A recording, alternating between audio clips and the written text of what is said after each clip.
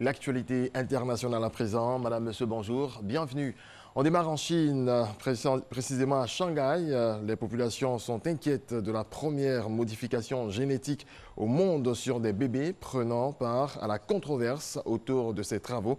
À Hong Kong, le chercheur chinois Yi Jiankui à l'origine de l'opération défend son initiative malgré la suspension de ses essais. La Chine et l'Espagne signent des accords bilatéraux lors d'une visite officielle du président Xi Jinping à Madrid.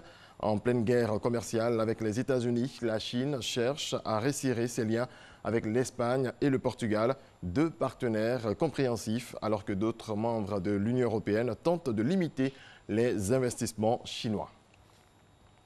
L'autorité archéologique israélienne présente à Jérusalem un rare masque de pierre vieux d'environ 9000 ans et associé au développement du culte des ancêtres coïncidant avec la sédentarisation des hommes.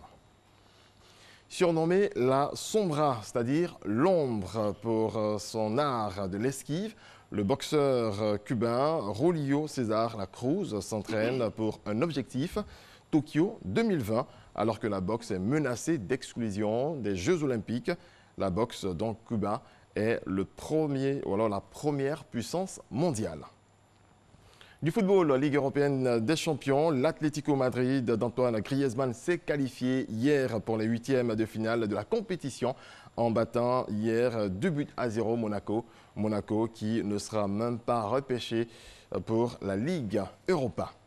Et puis au bout du suspense, le Paris Saint-Germain a remporté sa deuxième victoire de la phase de poule en venant à bout de Liverpool hier au Parc des Princes, 2-1.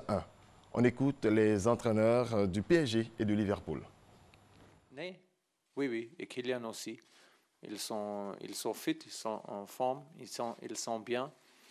Ils ont fait entraînement complètement aujourd'hui et aussi hier. Pas de problème et pour ça ils sont titulaires demain. Fear?